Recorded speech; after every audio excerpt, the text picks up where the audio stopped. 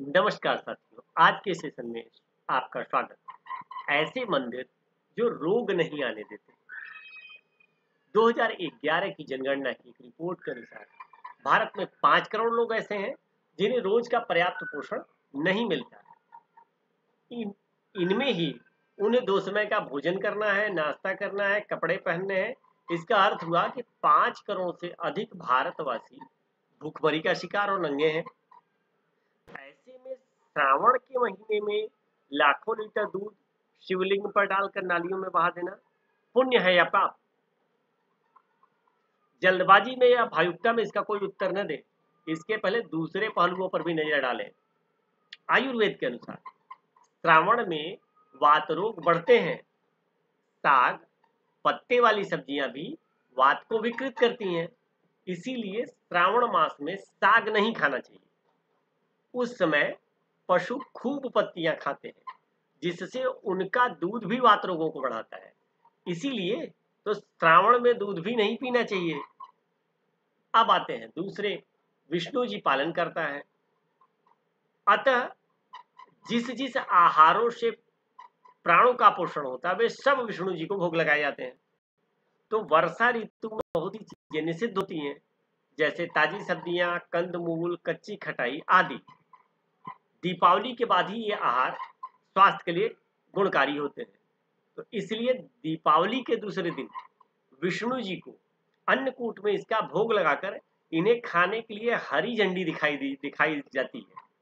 तो अब आप समझ सकते हैं कि भगवान शिव को क्यों दूध चढ़ता है, क्या उसके पीछे वैज्ञानिक कारण है। भगवान विष्णु को क्यों फल चढ़ाए जाते हैं, क्या उसका वैज्ञानिक कारण है। और तीसरे, शिव जी संहारक करता है, अतः जो हमारे प्राणों का शोषण करता है अर्थात विष का कार्य करता है। तो सब शिव जी को भोग लगाए जाते हैं, जैसे आक, धतूरा, बिल्वपत्र, भांग, गाजा आदि। इन्हें रूपांतरित करके औषधि रूप में काम ले सकते हैं। गर्मी में शिव जी को तांबे के लोटे से जल चढ़ाते हैं, सर्दी में चांदी के लोटे से, क्योंकि तांबे का जल गर्मी में हानिकारक है और चांदी का जल सर्दी में। और ध्यान दीजिए, गाजर गर्म होता है, इसीलिए सर्दी में लाभदायक है, गर्मियों में हानिकारक। तो शीत ऋतु के खत्म होते ही महाशिवरात्रि आती है। उस दिन शिव जी को गाजर का हलवा का भोग लगता है और पूरा देश समझ जाता था कि गाजर शिव जी को भोग लग चुकी है, अब गाजर खाना हानिकारक है। ऐसे ही श्रावण में दूध शिवलिंग पर चढ़ने लगता तो दूर दराज गांव में रहने वाले लोग समझ जाते कि अब दूध पीना या दूध की मिठाई खाना सब स्वास्थ्य के लिए हानिकारक है, और लोग दूध का सेवन बंद कर देते, जिससे वर्षा में होने वाले वात के रोगों से बच जाते। विष्णु जी का भोग भोग प्रसाद कहलाता है।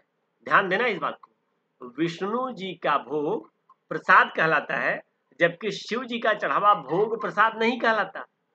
कभी सोचा है? विष्णु जी का अभिषेक किया दूध प्रसाद होता है, जबकि शिव जी का चढ़ाया दूध नाली में बहा दिया जाता है। आपको उत्तर मिल गया होगा, आप इतना तो समझ सकते हैं। चलिए अब बताते हैं कि श्रावण में शिवलिंग पर दूध चढ़ाना पाप है या पुण्य। देश में करोड़ों भाई बहन भूखे और नंगे रहते हैं, उसका दोषी कौन है? कारपोरेट जगत द्वारा स्थापित ब्रिटिश संसदीय प्रणाली पर आधारित हमारी राज व्यवस्था और नौकरशाही। खत्म इस व्यवस्था को करना है, न कि समृद्ध परंपराओं को। पहले विष्णु जी, रामकृष्ण आदि अवतार के मंदिरों में उसी का भोग लगाया जाता था जो ऋतु स्थानीय प्रकृति के अनुकूल हो। फल का भोग लगाते समय फलम समर्पयामि नहीं होता, ऋतु फलम समर्पयामि कहा जाता है। तो भगवान को भोग लगाकर खाने वाली धर्म प्राण जनता समझ जाती थी कि ये ही इस ऋतु में खाने योग्य है, और इसी तरह शिव मंदिरों में जाकर भक्तगण समझ जाते थे कि ये सब हमें इस ऋतु में नहीं खाना है। इस प्रकार मंदिर स्वास्थ्य रक्षा के बहुत बड़े माध्यम थे। अत्याचारी कंपनी राज के काल में यह परंपरा लुप्त हो गई या योजनाबद्ध तरीके से लुप्त कर दी गई। पहले विष्णु जी को जो भोग लगता था वो हम खाते थे, और आज हमें जो खाना होता है वही हम विष्णु जी को भोग लगा देते हैं। तो आज किस ऋतु में किस प्रदेश में क्या खाना है, नहीं खाना है, इसका ज्ञान ही लुप्त हो गया है। इससे सबसे अधिक रोग फैल रहे हैं। तो शीतकाल के 4 महीनों में ही भोग, ग्रीष्मकाल के 4 महीने में संयम, और वर्षा काल के 4 महीने चतुर्मास में तप करना चाहिए। यदि हम भोग से रोग की ओर नहीं बढ़ना चाहते तो इस सिद्धांत को सदैव ध्यान रखना चाहिए। आयुर्वेद प्राकृतिक चिकित्सा की दृष्टि से इन्हें क्रमशः शीतकाल को पोषण काल, ग्रीष्मकाल को रक्षण काल, और चतुर्मास आपके वर्षा के जो 4 महीने उसको शोधन काल भी कहा जा सकता है। आज हमारा स्कूल कॉलेज में जो ब्रेन वॉश किया जा रहा है उसी का दुष्परिणाम है कि हम अपनी परंपराओं को समझने के लायक नहीं रहे। हमारी वैज्ञानिक परंपराएं हमें अंधविश्वास लगी है।